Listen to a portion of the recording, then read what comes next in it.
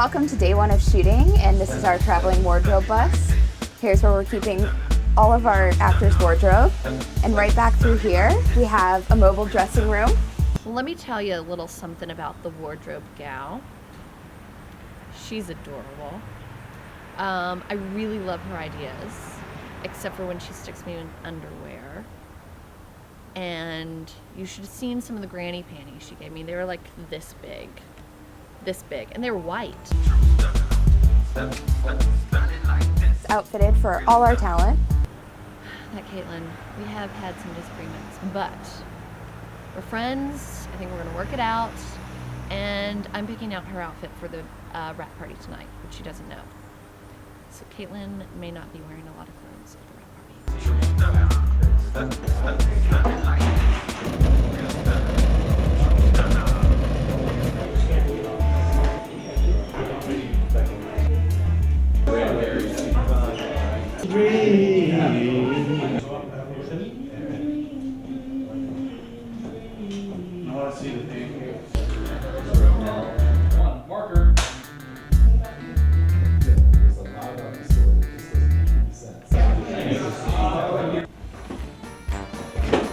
Well, obviously I've never acted before.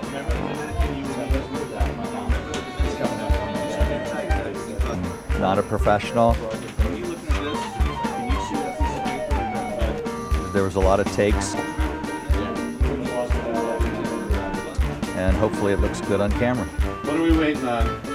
Sound is speeding. Very quiet, please. We're rolling.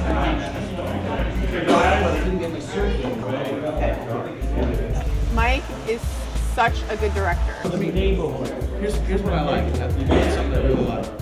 Mike is very calm. Who knows what's going on in his head, but he comes across very calm.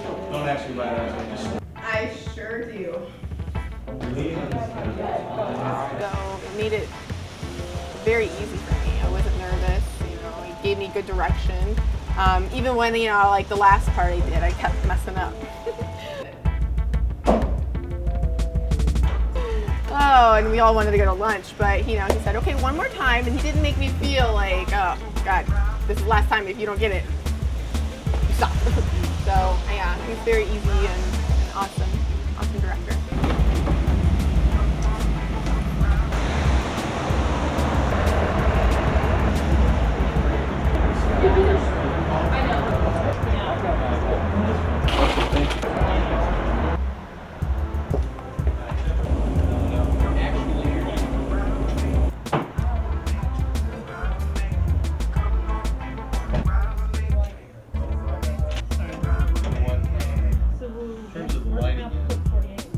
I like the kind of edge we're applying. Yeah, bring that over here.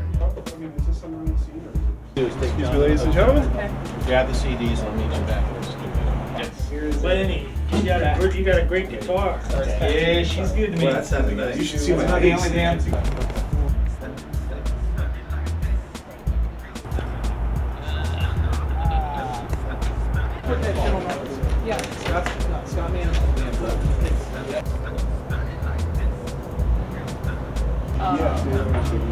So I'm not worried about pulling up. Okay, I gotta work on the music. Yeah. All right, so I'm gonna get that going.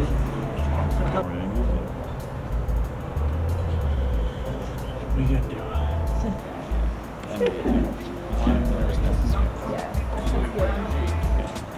Are you good? Are you good on the camera thing? I'm not gonna go right after.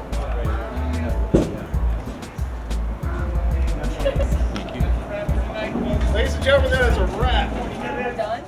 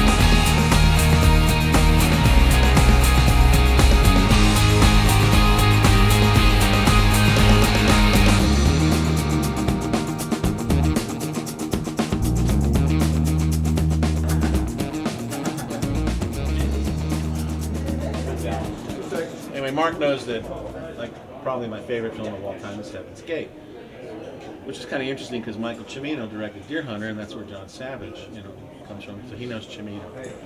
But Cimino's just a fabulous writer, and Heaven's Gate is a metaphor for everything wrong with America. But this guy did this film, I don't know, late 70s, like maybe 79 or something. I think. Right around 79. Well, Isabelle Huppert plays this hooker in the film, and she's excited when her boyfriend, who's the sheriff, comes home. So she's been waiting for him. She's been baking a pie for him, and just kind of going all out. So when he knocks on the door, she just gets like totally excited about him being there. And then what plays out, in my mind, is probably the most romantic scene ever filmed. It's just amazing. Oh, it's amazing because it's full of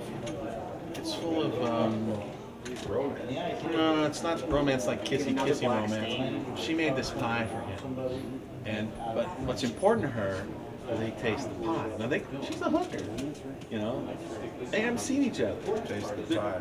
Yeah, she wants him to, it's so, and it's like, well, you gonna eat the pie or are we gonna go to bed, kind of thing. And he's ready to go to bed, and she wants him. You gotta taste that pie first, because I made this pie for you. So it's really, and they end up going to bed, and then he has a secret for her, which is he just brought her this birthday present, which is his wonderful carriage and a horse. So now in the middle of, she's ripping his boots off, and clothes are flying off, and she can't wait to get to him. And then he tells her about this present, and it just stops cold. And they wrap themselves in the blankets like togas, very aristocratic, and they go out to this carriage, and he parades it around in a circle, and she is just, it's the most beautiful, she's just tittering with joy about that. Bam, they cut, they're on the road, cracking the whip, she's dressed in her fur and her coats, and he's drinking and sloshing around, and she's taking it up on two wheels and going around people, and they're laughing and everything. They wheel around into town. The whole town is set up for a photograph. And the photographer's on a ladder with one of those old flashes. And as he starts to take the picture, they come wheeling around. And again, he's the sheriff, she's the town whore, right?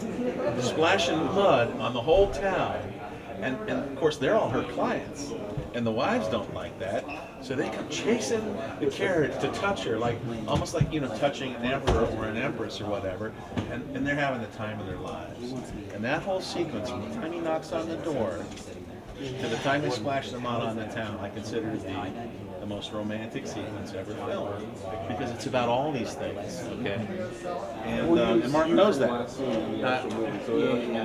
girl who played that part actually reminds me of Isabelle Huppert, but it never occurred to me.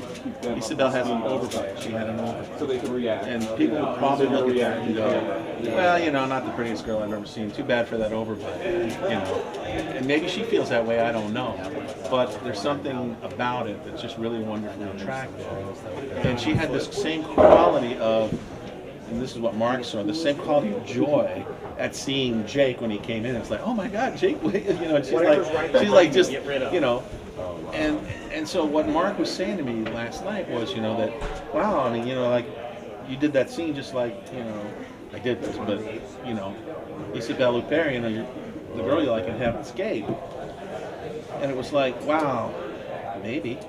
I don't know if that was me or not. Was it casting? Was it something, in my direction? I don't really know. It wasn't conscious. Whatever it wasn't conscious. And she brought a lot to it. I'm not taking credit away from her. I'm just saying, once he told me, it was like, yeah, that is, you're right. It's like, there's something about that that's hearkening back to Heaven's Gate, and you're right, that's why I like it. Take this with you, take all this stuff with you. Great. It's great. That's my story, and I'm sticking to it. Actually, there you go, right there. All right, let me see the other wall now. Okay, coming up. Yeah, I'm shooting this other shot first. Where's Robin? Roll camera. Speed. C76 take 1 marker.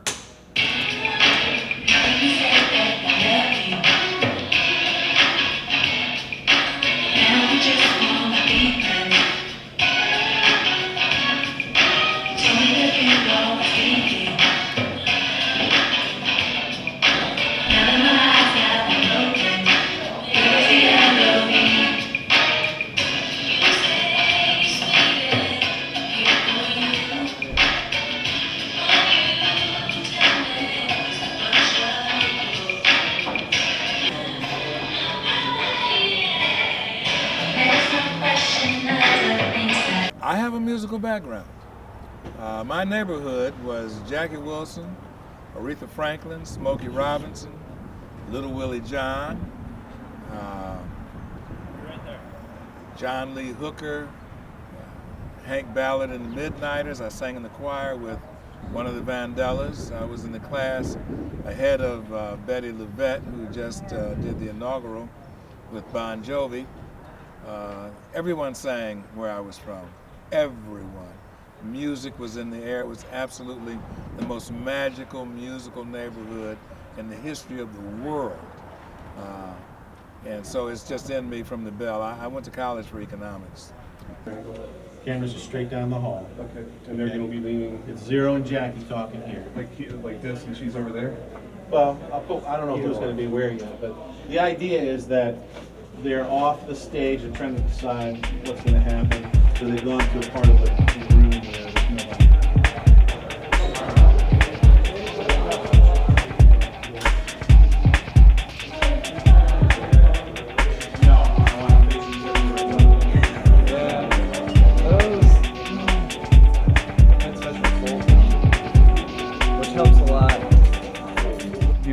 The day I got the job, I found out that I had to be on set the very next day.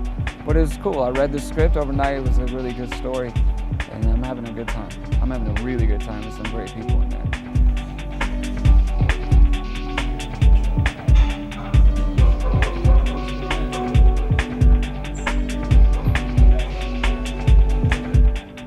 I like Mike. Working with Mike has been it's been a learning experience, but it's fun. Mike makes you feel like family. He'll come in, he'll sit down next to you, and he'll talk to you, and he'll give you advice. And a lot of directors, they if you suck, they'll show you the door. They just won't tell you, and somebody else will fire you. But Mike will come and talk to you about your part and what your motivations are, if you're not showing those clearly on your own. And I really appreciate that. Take three.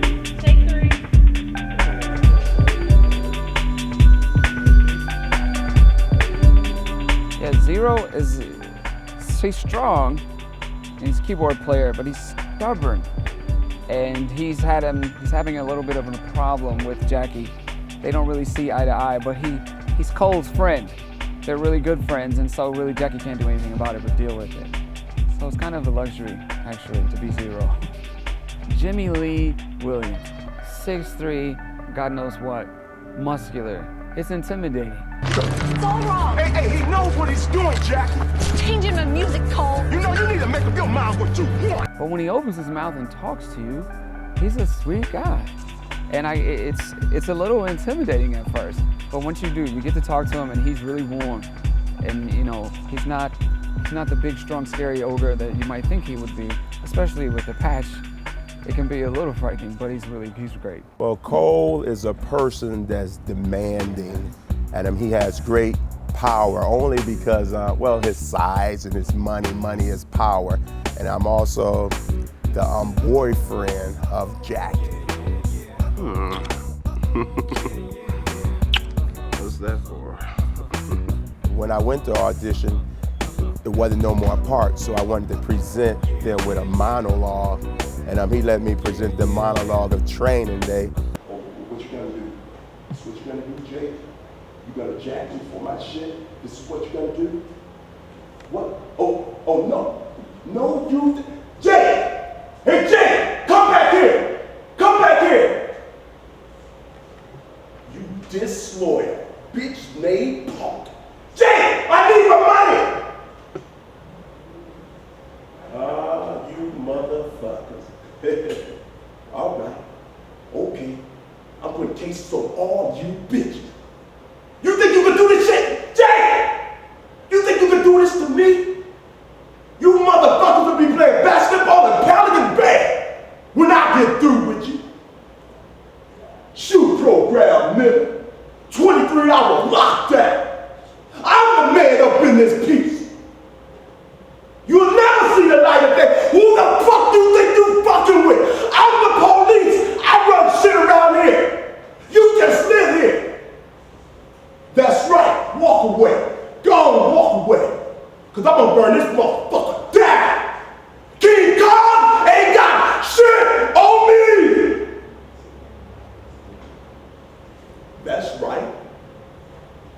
That's right. I'm winning any motherfucking way. I can't lose. Shit. You can shoot me, but you can't kill me.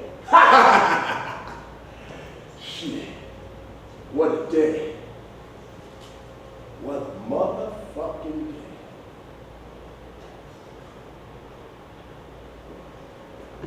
And on my way back to Cleveland, an hour into my drive, Michael, he's called me and said, hey, I want you to do a U-turn, come around, and we're gonna have you do the lead role. And they set me up in a hotel to meet the actress that flew in that night. Mike is a person, when this is over, I'm not gonna stop calling Mike. See, Mike befriended me, and I guess I befriended Mike, but it ain't all about the movie. See, Mike is different than just a producer, director. Mike is family now to me. Mike is a person I would love to stay in touch with. So, you know, if Mike needs me to do a movie, when I'm doing another movie, I'll fly in and, you know, and do a movie with him. That's what I want to do because he's that type of person. He's that type of person. Hey, Jim, what you want to eat, man? Come over to my house. I cook, man, come on. And he's that type of person. He's not one of these uppity acting producers, like think he knows it all. He's willing to work and he always complimenting you, always making you feel good about yourself. I'm not the best actor, but I got a great heart and that's my thing. He's family, so I'm gonna do all I can to help this guy because he believes in me. I believe in him and that's what I'm gonna do. I'm gonna do that. So I love to do a movie with. I love to do a movie with you, Mike. Be careful because now what would happen in this one is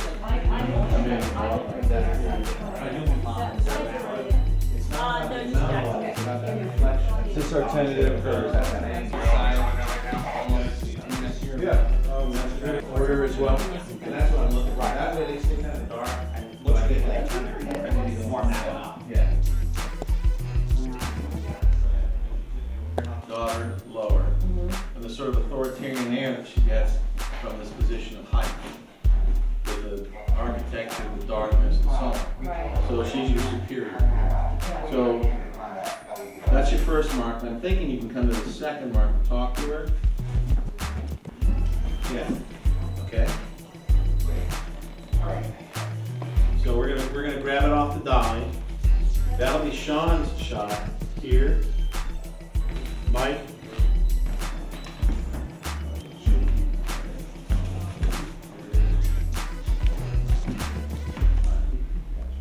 And then we'll go to the sticks.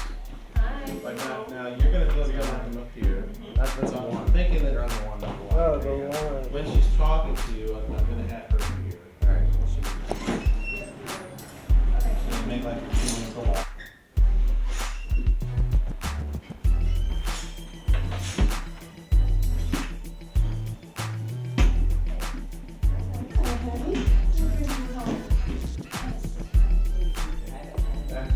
You know, I've never, ever gotten a chance to play a role like this, and I'm just really honored that Michael trusted me with it. Because in all honesty, if I walked into a casting office, I definitely never get these kind of opportunities to play a Jackie Williams. And just as though it's becoming real for me, as he was becoming real for me. The guitar's gone. Dreams are gone. I'm the real Black Dove. Oh my God. Oh my God. Imposter. Imposter. Look at my dreads. You're dropping my dreads all over the floor. Now how am I supposed to wear those in my hair? I'll prove it for you. When my father actually came to me and gave me the role of Sophie, he told me, yes, you have this role, but you're gonna have to do the work. Hey, on the ground. Oh shit, I didn't even see that. No respect for my hair. Both of us are working, with each other as professionals. Get her out of here. Could you get her out of here? What you gonna do? Come on. We don't have to go very far. Actually, walk a little bit. And then come over here.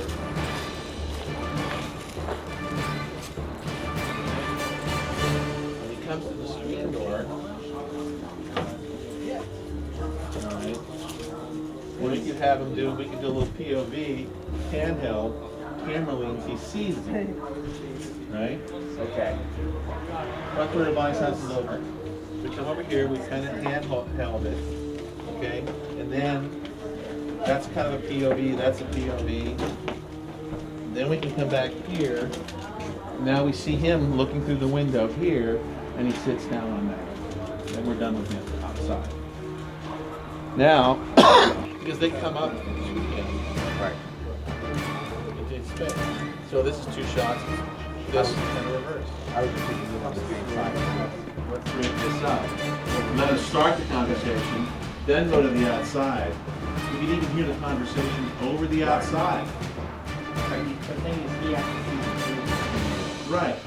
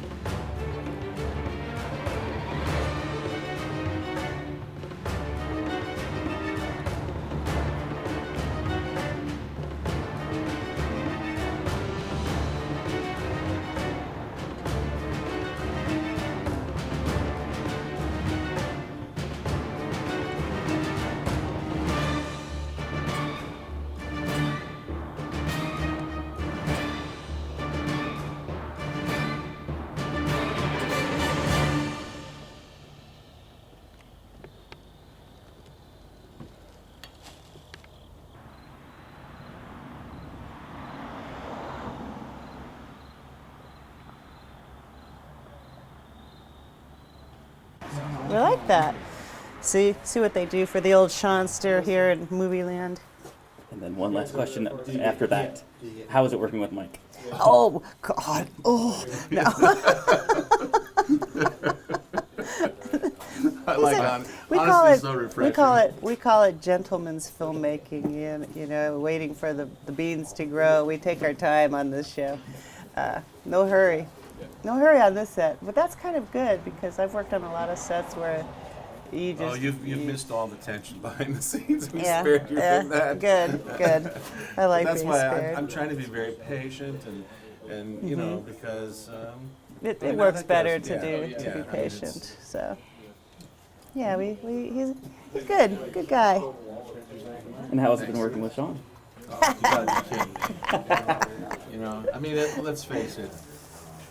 God, you could get all corny and mushy and everything else, but I mean, I've never seen a film with Sean and I didn't go, oh my God, what a dream to be able to work with her someday.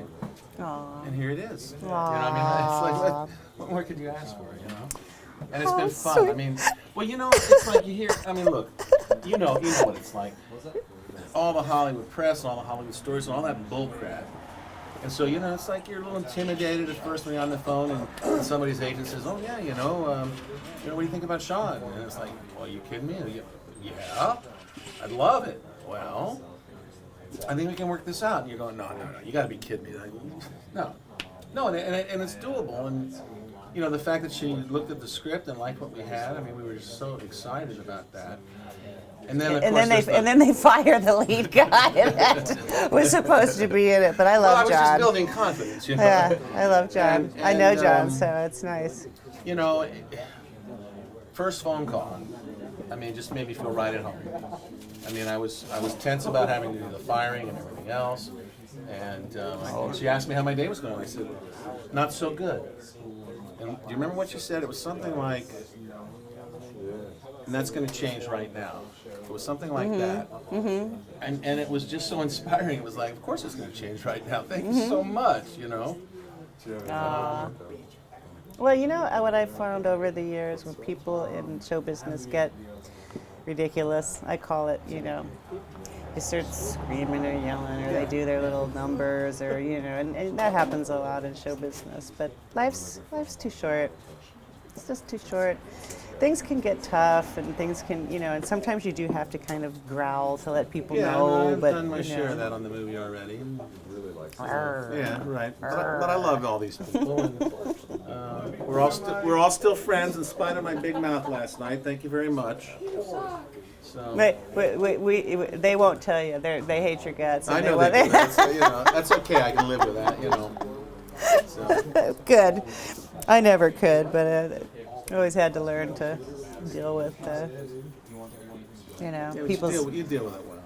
I'm lucky that I did. Yeah, I'm lucky that I did, because it could have killed me. It could have knocked me into the ground, And what doesn't kill you makes you strong. It's true. And there's nobody that I know of that's easier or nicer to work with than me. So I don't care what anybody says. No, it's true. Now. It's absolutely true. And I got a hint of that.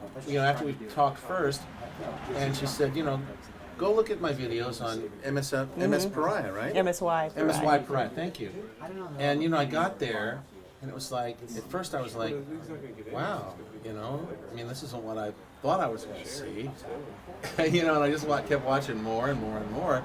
And it was like all about the right things. It was about family, it was about values, it was about her history, it was about her dad and the old movies that he did, and picking up that tradition with her camera back into the early 90s. And it wasn't about movie star. Even when you were doing Dune and all that behind the scenes stuff. I could be a director too. Yeah. At least an editor. And it was also very Terrence Malick. Oh yeah, what's Terrence Malick? The poetic voiceover. I know that big time director. Oh, okay, yeah, okay. Thin Red Line. Oh, right, I saw that. Yeah. The one about the story about the guy who was in jail? No. That's the Thin Blue Line. Oh, all right, right. This is the one where they go into Korea. But all these movies start with kind of, slow motion. Well, there's the one, what is it, Heaven? What's the one with Richard Gere and... oh, God.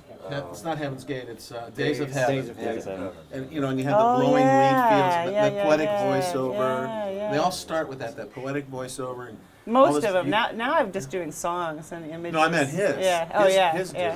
I thought we were talking about him. No. Just kidding.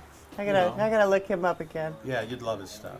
You would really love his stuff. So where did you start? Oh, I saw Days of Heaven. Yeah. Brooke Adams, right? Yeah. She adopted a baby and then put the baby on her breast to get her boobs to produce milk. Isn't that bizarre? I don't know. This could happen if you do this. If you do like some sort of or something. If you didn't actually give birth to the baby. Yeah. No. There was some system you can do. Wow. Let's try that. Yeah. Got to try that. Yeah. Yeah. That's the one. Yeah. Where'd you start? How'd you start? Painter. Studied painting. Like David Lynch. And then I went into still photography, commercial photography. Moved from there to this.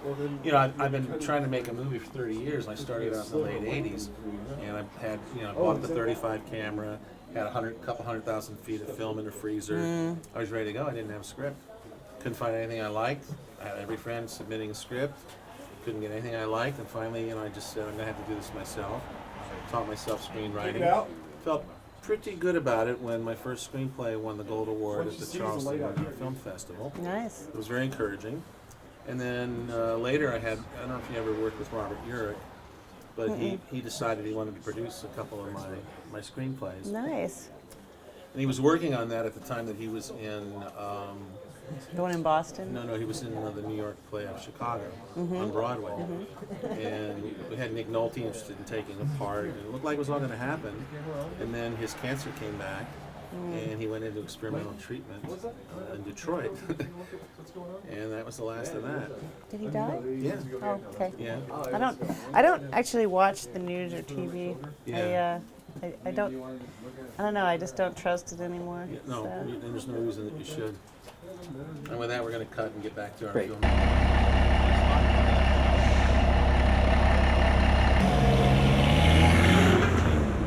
Michael, our director, writer, producer, and I think he sweeps up after we finish every day too.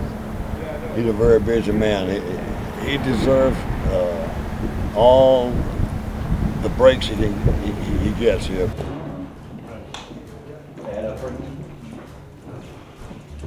But I'm saying, like, when you're strumming, there's a certain sound that you upstrum. Right? Sure. Okay. Coach, help her out, please. Roll camera. Count of speed. 57 chords. Take 7. Marker. Settle in. Ready, and action.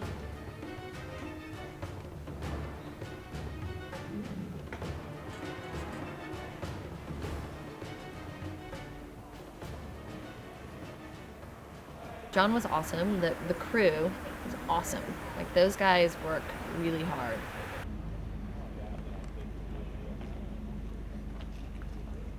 So normally I'm a fairly jovial person and I like to joke. But at this opportunity, I feel it would be inappropriate. So I'm going to walk out on this.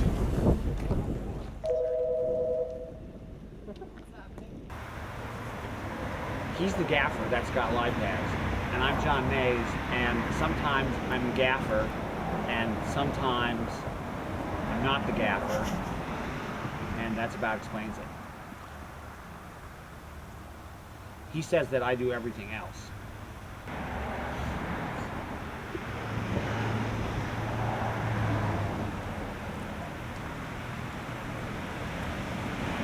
The gaffer sets up the lights, basically lights the movie.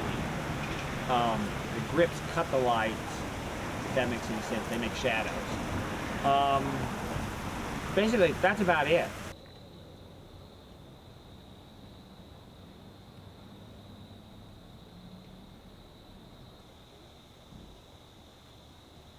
There were really good locations as far as they looked. Like, there was almost no art direction. But, like, logistically, the locations were, like, horrible to get into. A lot easier. I'm not scared of that ramp. You're on the other side of this wall. You're right here.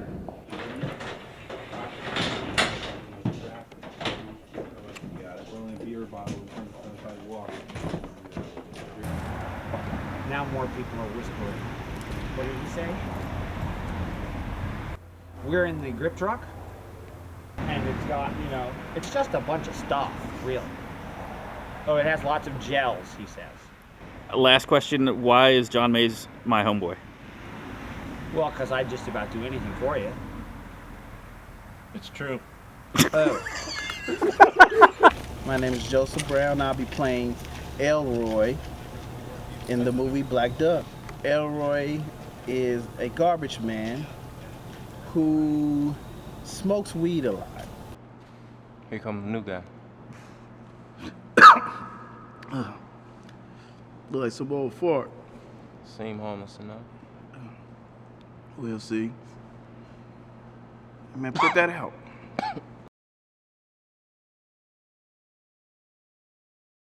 Direction from Mike on how to smoke weed. I'm gonna let you get that one. Why you gonna let me get that? It was interesting. Working with Mike has definitely been phenomenal. The first movie, the first movie I ever did, and he really gave me a chance, and he seen something in me that I didn't see in myself specifically at the time.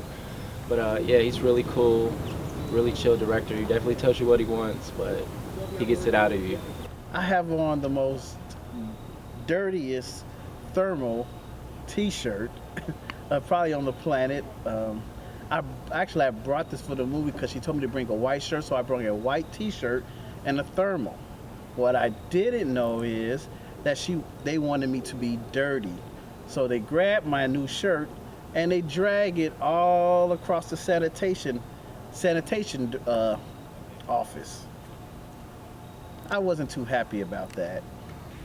I never been at the sanitation department. A lot of different smells. It smells like coffee, but then there's this other smell of mixed things that I don't quite know what it is. Your brain can't detect actually what it is. Working with John Savage, he's like the most down-to-earth guy. Like, he makes you feel really comfortable. It's funny as hell. Yeah, I definitely want to work with him again. It's definitely an honor.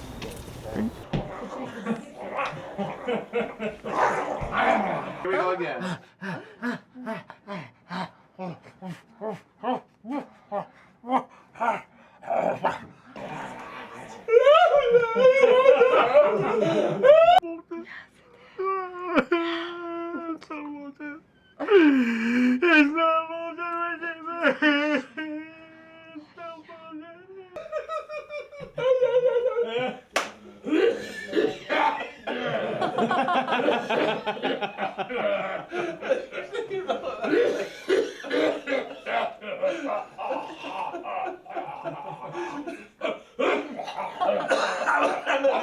Yankee, he's gonna direct because he's got it. He's got the whole thing down. I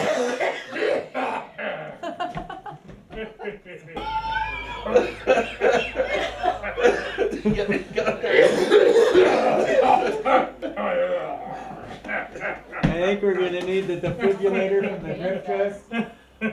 Hey, Adam.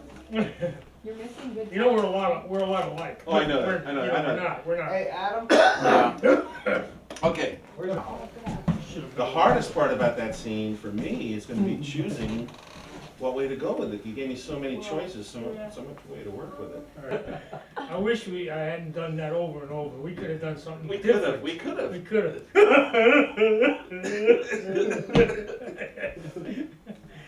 Oh well. Poor guy.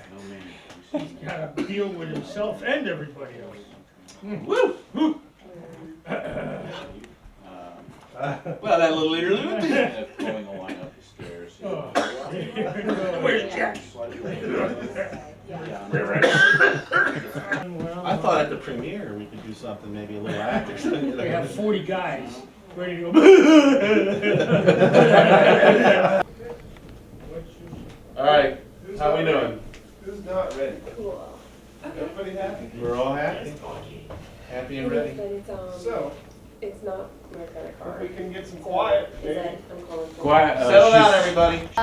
It's great working with Michael as a director. Michael and I got along from the minute we first met back in May in Florida, working on the other film, and I think he knows film really well. Like a lot of people just have cameras and they shoot a film, and I think Michael is the type of guy who knows film and has studied film and knows what he wants, and it's a complete trust process as an actor when a director's not doing 400 takes. So you have to trust him that he's got what he wants or he won't move on, and that's been a lesson I've had to learn, and I think it's, he's been great. This is my first film I ever did, and it was definitely amazing. I would do it all over again if I could. Stand on the same stage her heroes had. But sometimes things just turn out bad. It's a heartbreak business. It's a heartache time.